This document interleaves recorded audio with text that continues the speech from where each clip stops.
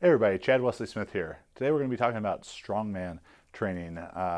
Just sort of a general overview on my philosophies for training strongman. For those of you not aware, maybe you're a bit newer to the channel, even those of you who have been following for a while might not be aware that in 2012 I competed in strongman, beginning in March 2012, and then in November 2012 won North American Strongman Nationals, which earned me my pro card. You can check out in our Throwback Thursday video series, me recapping that performance.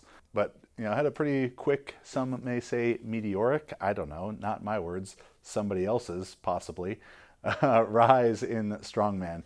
And I think a lot of that was due to very effective programming. Similarly to the way in powerlifting, I've been able to have very effective peaks and far surpass my training numbers in competition.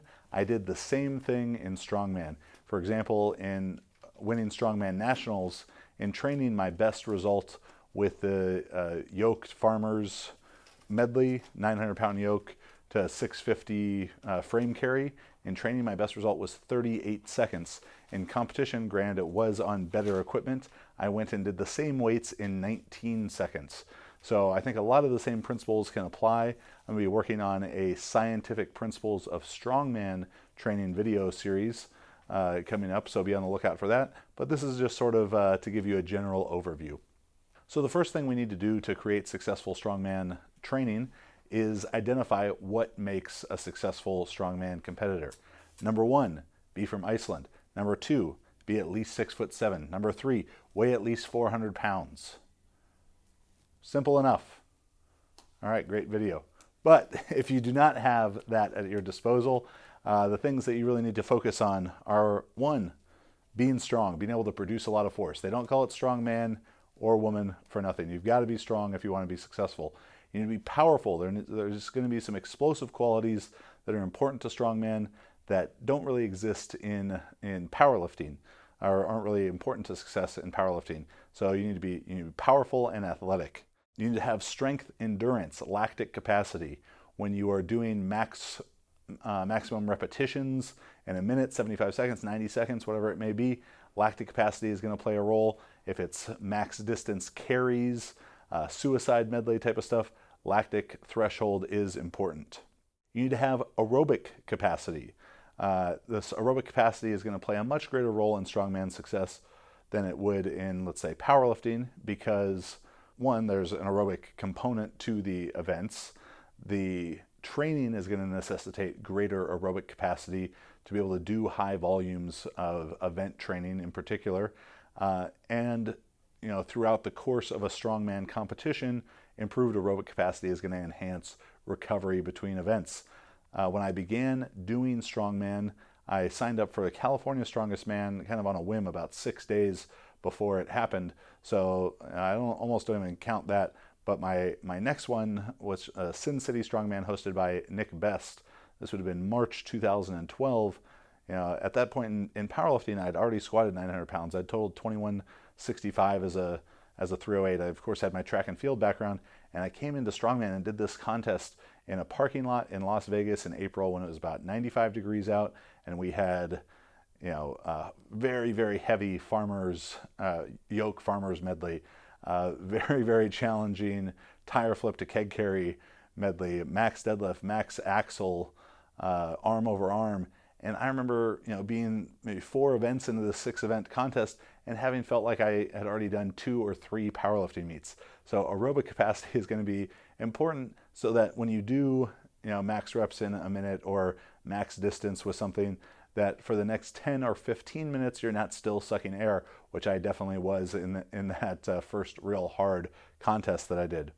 So aerobic capacity is going to be important. And then, of course, as it is in every sport, technique is going to be important. And technique for strongman plays a huge role and is very, very varied, because there are so many different events, because there are so many different implements. Understanding the technical nuances of the different events is going to be able to take someone who maybe is good or slightly above average in the strength, power, endurance characteristics, but exceptional in the technical characteristics, and allow them to defeat someone who maybe is superior physically, but inexperienced with the implements. So, being a technician of the events is going to be critical to your success as well. So now that we've established what is necessary for being a successful strongman competitor, now we need to look at assessing the athlete, assessing you or athletes that you coach. Because there are so many different qualities that go into being a successful competitor, it becomes a bit more complex than, looking at a powerlifter's strength or weaknesses, which are really just maybe muscle groups, because the only quality that needs to be developed is strength. Here you could have an athlete who is very, very strong, but maybe slow, slow, unathletic, or lacks endurance. You could have an athlete who's very explosive and powerful, but maybe isn't maximally strong enough. You could have an athlete with great endurance who maybe is neither strong enough nor athletic and powerful enough. So assessing, where you or where your athletes fall within that kind of combination of qualities, where they need to put more attention, where they can afford to put less energy, is going to be critical in making sure that you design the most effective, efficient programming possible for them. So once you've assessed the athlete's strengths and weaknesses, you have a pretty good understanding of what they need to do. Then it's going to become down to how should you prioritize, how should you organize the training. And in the context of a video like this, it is really too big of a question to answer for me to give an effective answer to everyone, and I don't want to do you a disservice by giving a blanket answer that might not be appropriate to you. So I'll talk about some more principle-based ideas to help hopefully get you off on the right foot. Now, specificity, which is going to be the principle that governs all training, which creates an umbrella that all other training decisions exist within, is a bit more dynamic, a bit more fluid for strongman, because you have a different set of events at every place you go. So what is specific could be changing every 10, 12, however many weeks, however many competitions you're doing. But in general, and especially later in my strongman career, where I was competing simultaneously in powerlifting and strongman, plus I didn't have access to a large number of implements, I kind of set specificity aside, or maybe put a different twist on it, that I tried to do more general type of training for strongman, and was still able to be successful with that at that level because, well, I wasn't that far into the sport at this time. So if you are good at deadlifting, overhead pressing, yoke, farmers, and stones, plus you have good aerobic capacity, you are probably pretty good at about 80% of what's in 80% of contests. And if you're good in these general areas, you can go and do an event that maybe you have not had too much exposure to or any exposure to, and still be relatively successful. At every strongman contest I ever did, there was at least one event that I had never done before, but was still able to handle myself pretty well because, well, I had the quality number one of a good strongman down. I was strong, and that'll take you a long ways when maybe you're lacking some technical efficiency in a new movement. So as we look at attacking the different events, there's going to be multiple ways to train them, and you're going to need to decide, what you have coming up next in competition. What is your strength? What is your weakness? Where do you really need to improve? So looking at the deadlift, there's a lot of different ways to train the deadlift for competition. You could have to train, for maximum weight, for maximum reps, different heights, different positions. And generally, I would say that the straight bar deadlift for a 1 rep maximum or maybe 3 rep maximum is going to have the greatest carryover to the rest of possible deadlifting competitions. The deadlift is for strongman like running is for a basketball player. If you can't deadlift, you can't be a good strongman, because so many of the things are predicated on picking heavy weights off of the ground, whether that's an actual deadlift, whether that's farmers, whether it's stones. It's the deadlift is what makes a great strongman go. And because of that, I would suggest putting your number one focus to raising your maximum deadlift as much as possible, as that's never going to be a drawback for a strongman, unless maybe you're Eddie Hall watching this trying to pull over 500 kilos, that could potentially be a point of diminishing returns for events that aren't related, that aren't specifically the 1 rep max deadlift, but pretty much everyone else is going to benefit from raising their max deadlift and then training the deadlift in a variety of other ways, whether you're rotating, weekly through a couple different exercise choices, or every, 3 to 6 weeks through variations of different, thickness bars, different heights on the deadlift, on different kind of apparatus, side handle to simulate car deadlift, but just generally different positions. That's going to benefit you in the deadlift. But of course, if you have deadlift for reps coming up in your next competition, train the event. That's the most important thing you can do in strongman and in any other sport, is sport practice. It just so happens for strongman that what you need to practice could be constantly changing. The yoke walk. Yoke was one of my best events as a strongman. I think there is very good correlation between squat strength and yoke walk, but not as high as probably a lot of powerlifters hope that there is. I came into strongman having squatted 900 pounds in belt and knee reps, almost certainly the most of any amateur competitor at that time, if not also any of the professional competitors, but I was not the best at the yoke walk because I had not trained enough of the yoke. So you need to be strong enough in the squat, and I'd say that's probably about, if you can squat 2/3 the weight of the yoke that you're trying to walk, that should be sufficient, and then you can put most of your attention towards special strength in the yoke, which is going to be practicing the yoke walk. Again, this can be trained for a number of different ways. You can go as heavy as you can for, very short distances, 10 feet, 20 feet, out to more competition standard kind of distances like 50 feet or 75 feet. You can train for maximum distance. That's going to be particularly good probably as no belt training, getting out to like 100, 200 foot distances with no belt, maybe on a chain yoke to really build up your stability. And one that I found to be particularly effective was speed training for the yoke. And what I saw in my short time doing strongman is it seemed like about 9 seconds was the magic number, regardless of necessarily what the weight was. In NAS competitions at the time, 800 pounds, 900 pounds, whatever it was around that range, 9 seconds seemed to be the winner. So I wanted to get as good at the yoke as I could for 9 seconds.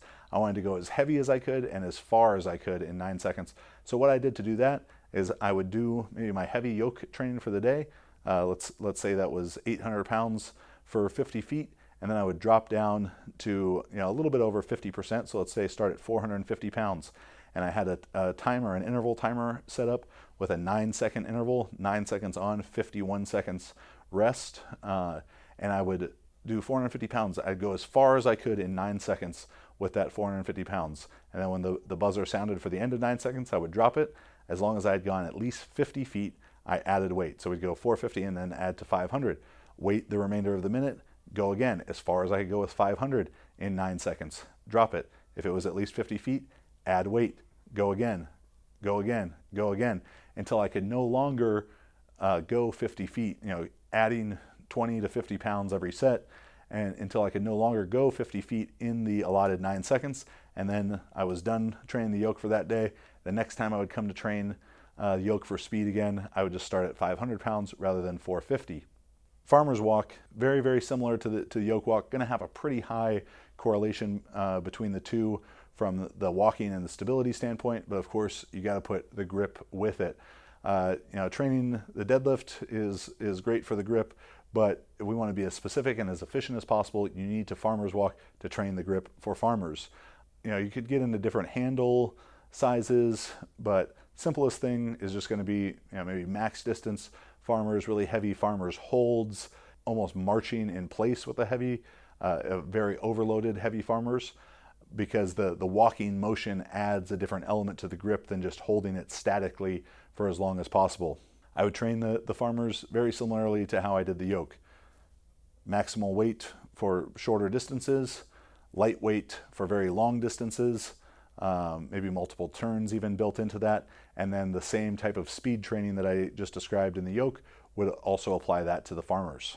Of course, the farmers is going to have a very high correlation to the deadlift, probably a higher correlation deadlift to farmer's walk than there is squat to yoke. So keep building that deadlift. deadlift without straps if the grip is a concern, because if you can't pick it up, it doesn't matter how good your grip is after that or how fast your feet are, because you're not going anywhere with it. Stones are one of the most classic strongman events, and they can be trained in a very similar way to how I'm describing the other events. You could train them for weight, you could train them for speed, you could train them for endurance. Depending on what's coming up in your next contest will determine that. And if you don't have a contest coming up, address what is weakest for you, or just rotate through the three different qualities. So, the max weight is just going to be as heavy as you can onto a certain height platform or over a certain height bar, continually trying to add weight, maybe, a max load for a triple, max load for a double, max load for a single, approaching the training of it a bit more like a powerlifter would the lifts. The part where that kind of gets tough in strongman is you might not have enough variety of implements. You might not have a 300-pound stone, a 320 stone, a 340 stone, a 360 stone to be able to make incremental adjustments like that. But if you have one of the stones of steel, you can make much more incremental adjustments and a bit more strategic periodization strategies with it. For speed stones, whether you're training a series to several different boxes or multiple times over a given height, I kind of approach that like, dare I say, dynamic effort deadlifting or squatting. And a great way to do that would be, maybe start out 10 sets of 1 every 30 seconds over a very high bar. That's something I really liked doing with the stones, is training to as high a bar as possible. Generally a 72-inch bar, 6 feet high. I'm about 6'1", much shorter than a lot of other top strongman competitors were. So I never wanted to run into an issue of not being able to get a stone onto a high platform. So I'd really work my explosive strength in being able to extend and throw the stone over the high bar. So the way that you could do that, in the first week of it, 10 sets of 1 every 30 seconds. The next week, 10 sets of 2. Next time you come to it, 10 sets of 3, all with the same weight, being as explosive as possible, trying to get those reps done as quickly as possible. So that's going to be where the short rest comes into play, whether it's every 30 seconds, whether it's every minute on the minute, 1 minute rest, whatever it may be. Keeping those short rest periods is going to really encourage you to get the reps done as quickly as possible so you can have a longer time to rest. And then for endurance on the stones, max reps in 60 seconds, 90 seconds, 2 minutes, whatever it may be, whatever is going to challenge you with that certain weight. Stone shouldering can also be a great option for endurance in the stones. Finally, overhead pressing. Overhead press, is equally as important as deadlift strength. If you're not a good overhead presser, it's going to be very difficult to be a good strongman competitor. And there's so many different varieties, not just, for max weight, like in a 1 rep max log, not just for speed, like in a pressing medley, and not just for endurance, like maximum reps in a minute. Now you also have to factor in so many different implements, log, axle, Viking press, dumbbell, blocks, all this different stuff. If you are a generally strong presser, so you have a big log press or a big axle press, there's probably a good chance that you're going to increase your chances of being successful in some of the more odd type of pressing events that you might not get to have exposure to because you don't have the implements. So push the maximal strength in those basics of log and axle. Train for reps, train for speed, Viper presses, that type of stuff can be really beneficial. Don't completely neglect your bench press, particularly close grip. Bench pressing is going to help build up, strength and stability in the triceps, shoulders. That's going to be really important. So kind of to summarize some of my final thoughts in regards to strongman training, submaximal training. Just as I promote for powerlifting, submaximal training for strongman is going to be incredibly important. The nature of the events, the unstable and dynamic nature of the events, makes them more neurally taxing right off the bat than a comparable lift would be on more static, stable equipment. So you're already more fatigue is going to be induced because of the unstable nature of the events. So you don't need to necessarily heap more fatigue on top of that with always going for maximum. Don't be one of those people in strongman who's posting these training videos and you're just killing huge weights or doing 8-10 reps in training, and then you get to the competition and you only do 4 or 6 reps. I never considered myself to be that strong of an overhead presser, but whenever I would go to competitions, I was always finishing 3rd, 2nd, 1st in overhead pressing events. And it wasn't because I was exceeding my own expectations, it's because a lot of other people were doing a lot worse at the competition than they were in their training videos. And that was due to poor fatigue management from probably training to failure or training to maximum too often. So embrace submaximal training, embrace volumes of training, create a periodized structure to what you're doing so you can create some direction to what you're doing, and know that this day, the one day that matters, the competition, is when I'm going to be my best, because I'm going to find an optimal relationship of fitness and fatigue. That probably means doing more volume early in the training with a bit more general exercises, and then as you get closer and closer to competition, increasing intensity, cutting out some volume, increasing specificity. So right before competition, you're practicing what you're going to do, putting the greatest attention on your events and cutting out some of the attention that's getting put on accessory work. For what I did specifically, my training looked like, in kind of a big overview, I would overhead press on Mondays, and plus the accessories to complement that. On Wednesdays, I would squat and deadlift, or rather deadlift and squat. Because I was such a strong squatter already coming into Strongman, I didn't need to put a ton of attention to it, but you don't want to neglect the squat because it's just such a great strength stimulus, and how could having stronger legs possibly inhibit your performance as a strongman? So push the squat, front squat, safety squat bar, multiple, maybe more variance in stances for strongman would be appropriate than it would be for powerlifting, because unless you have a squat event coming up, which are pretty rare, it's a general exercise. And push the deadlift. I would rotate for reps or for weight weekly with that. Then on Friday was a pressing accessory day, usually starting off with some kind of bench pressing and then training the shoulders and triceps hard. And finally on Saturday was my event day. And for the events, because I had limited equipment, assuming I wasn't traveling to train with either Ode Haugen, who was a great help to me, or Donnie and Kristen Rhodes, who also gave me tons of great advice and were very, very helpful in my strongman career. Assuming I wasn't getting to travel to them and they had more equipment, I only had a few pieces myself, so I pretty much just rotated training yoke, farmers, and stones. And I knew that if I got great at yoke, farmers, stones, deadlift, overhead press, and had good aerobic capacity, I felt confident going into any show that I did. So that's a general overview of kind of some of my philosophies about strongman training. Hopefully you found it useful, and if you did, please like the video, subscribe to the channel. Get expert program design, video analysis, and guidance for powerlifting and weightlifting, whether you're a beginner, intermediate, or advanced athlete, through Team Juggernaut's online coaching. Click Learn More to sign up.